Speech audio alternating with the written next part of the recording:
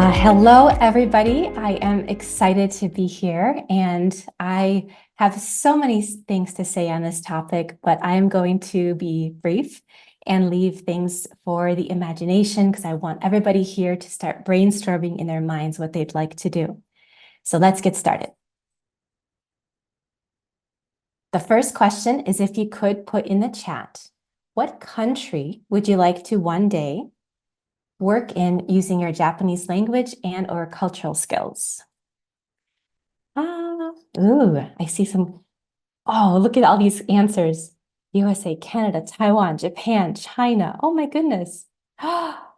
Singapore, Korea, fantastic. US. すごい。ありがとうございました。Hong Kong, Mexico, Korea. This is fantastic. Thank you, everybody. Thank you so much. I see some familiar names too. So good to see everybody. Good. This is fantastic. So I want you to know that the things that I'm going to talk about and what we're going to talk about today really can apply to any country that you'd like to.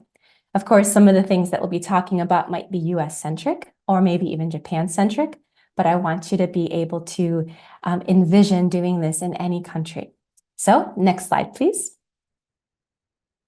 So a little bit of a background about me. I've been studying Japanese for probably over 30 years now, and I've lived in Japan for about 8 years.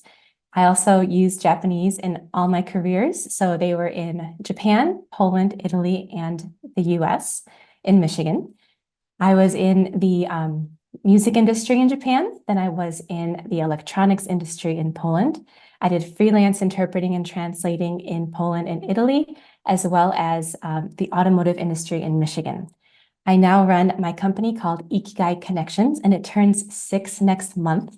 So it's been a labor of love and a lot of work, but I basically focus on my blog posts. So you can go there and get advice on lots of things, as well as I do speaking, I do training, and mainly the nihongojobs.com job board. So if you're looking for a job in the US, you can go there and you can start brainstorming what you'd like to do. I think studying job ads is actually a fantastic way to do your research on future careers. I'm also a consultant or a trainer for the Japan Consulting Office. And so I do Ibunka communication training. So I teach about different kinds of multicultural environments. So let's get started to the next slide, please.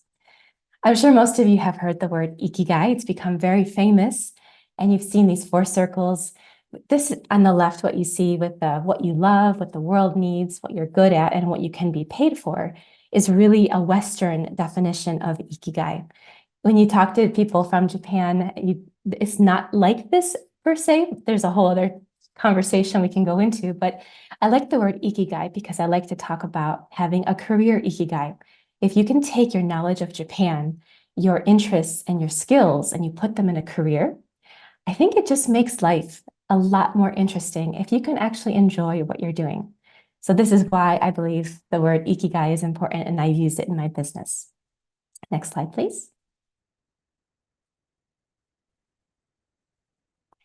So I often talk to people from various backgrounds.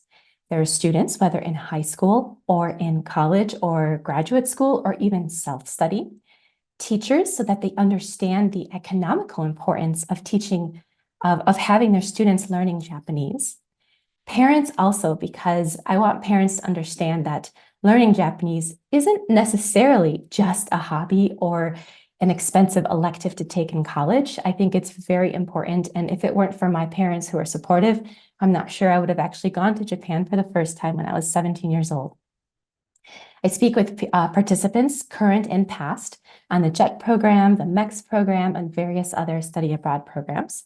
And I also speak to mid-career and senior level professionals, to those people that used to have this Japan dream or Japanese related dream, but they just kind of gave up on it because it wasn't right.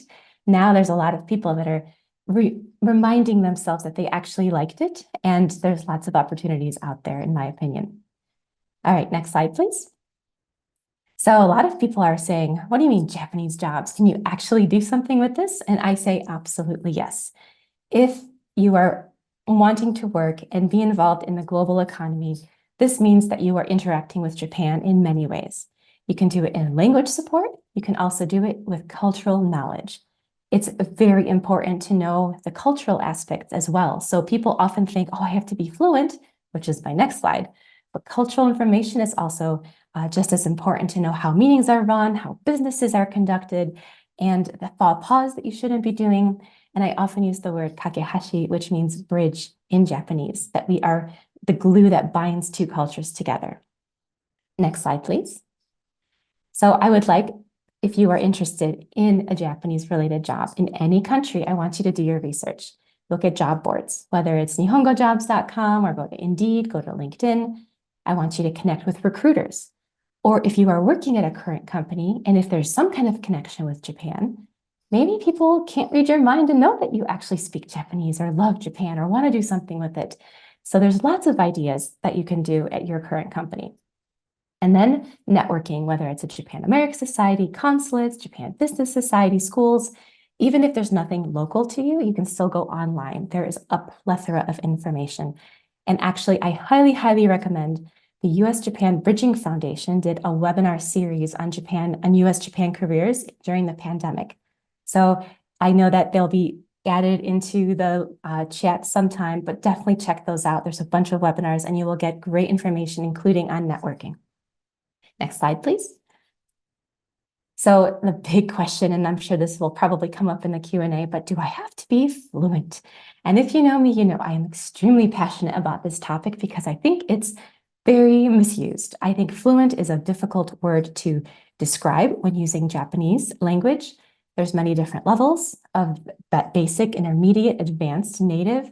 There's also, it differs depending on speaking and listening or reading and writing, and not everybody does all four of those well at the same time. And then you have Keigo and business Japanese. So there's just a lot of nuances here, and I don't like to say bilingual or fluent too much. I like to use other words for that. Then there's the topic of JOPT and BJT certification and test. Oh, very opinionated topic on that. I have a 4-part blog post if anybody's interested, but basically, don't let JLPT requirements stop you from going after your dreams. I know professional interpreters who do not have JLPT N1 and they're still doing extremely good jobs. So, and all sorts of examples that I can give. So don't let that stop you. And also don't forget the cultural knowledge is also important. All right, next slide. So my last 2 slides, I have 3 takeaways I'd like everybody here to understand. So if you have a chance to grab a piece of paper and pen, instead of a computer or a laptop, it's easier to write things down. The experts say that that's a better way to kind of get connected with your dreams and your goals. So today, when you're listening to all these ideas, jot them all down. And at the end of today's webinar, I want you to pick one industry or one job type. And then I want you to pick one platform, whether it's Google or whether it's LinkedIn or Twitter, X, whatever you do, and just research it. And lastly, I want you to believe that you can go for anything that you want. So last slide, this is just my contact information. You can find me at ikigaiconnections.com. If you're looking for a job, it's nihongojobs.com, and I'm on LinkedIn, so I'd love to connect. Thank you so much.